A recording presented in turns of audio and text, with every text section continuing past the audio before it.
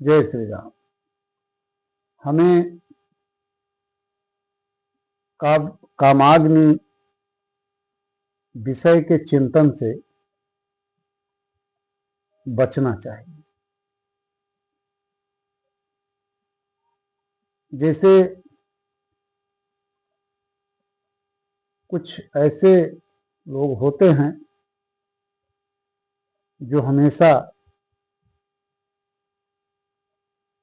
कामाग्नि का चिंतन करते हैं, उसमें मन लगाते हैं और किसी भी माता बहन को काम के भाव से देखते हैं। वह भाव उन भावों से हमें बचना चाहिए और वो तभी संभव है जब हम भगवान की पूजा करें, उनकी आराधना करें और भगवान से नित्य यही प्रार्थना करें कि हे प्रभु, मुझे गलत मार्ग पर जाने से बचाएं,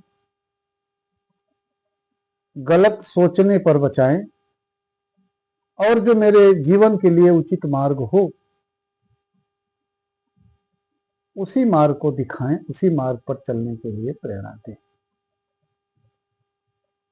और मेरा ऐसा मानना है कि अगर आप मन से चिंतन करते हैं, ध्यान करते हैं, तो निश्चित रूप से भगवान आपकी रक्षा करेंगे और आपको रास्ता भी दिखाएंगे। कभी भी विषमता का भाव मत रखिएगा अपने मन में किसी के भी प्रति,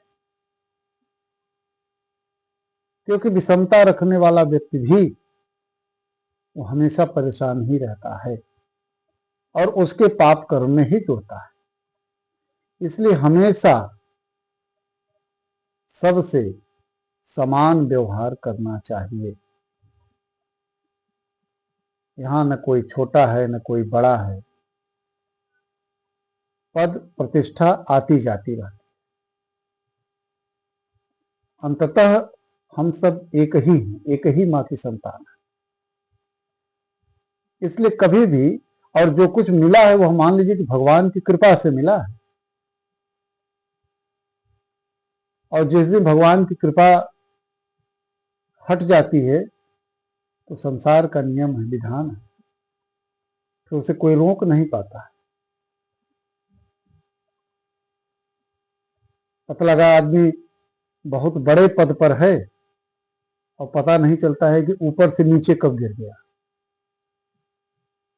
इसलिए हमें हमेशा सबके प्रति समानता का भाव, स्नेह का भाव हमेशा रखना चाहिए। जो बन पड़े उचित जो हो वो करना ही चाहिए, सबका सहयोग करना चाहिए। जीवन में कभी अत्यंत मानी नहीं होना चाहिए, यानी मान प्रियता, माने मुझे सम्मान मिले, वो तो फिर आपको पतन की तरफ ले जाएगा। आप अगर सोचेंगे कि हमको ये मिल जाए वो मिल जाए तो उसका कोई अंत नहीं है। इसलिए और जो मिलना होगा वो मिलेगा आपको। कर्म करिए, भगवान श्री कृष्ण गीता में कहते ही हैं, कर्म करो, फल की चिंता फल मेरे ऊपर छोड़ दो। देना है नहीं देना है वो तय करेंगे, और कर्म करेंगे तो मिलेगा ही। हो सकता है आप 10% मांगते हैं और भगवान उठा के आपको 100% दे दे और ना भी मिले। तो इसलिए कर्म तो करना चाहिए। और लेकिन कभी भी दूसरे का अहित नहीं करना चाहिए, इन सब चीजों से बचना चाहिए। हम जैसे दान देते हैं, बहुत सारे लोग दान देते हैं, ऐसे लोग हैं जो दान देने की बात तो कह देते हैं, लेकिन बाद में वही मुकर जाते हैं, दान ही नहीं देते। तो वो समझते हैं कि यार छोड़ो, जाने दो यार, रोजे। ऐसा नहीं है। अगर आपने कहा है तो करिए, और नहीं करेंगे तो आप यह समझ लीजिए कि पाप के भागी होंगे। जीवन में कृपणता कभी नहीं आनी चाहिए, और कृपण व्यक्ति से तो बिल्कुल नहीं मिलना चाहिए, क्योंकि कृपण व्यक्ति से मिलने से कुछ काम होने वाला नहीं है। गोस्वामी जी ने लिखा है ना कि सो धन धन्य प्रथम गति जाति।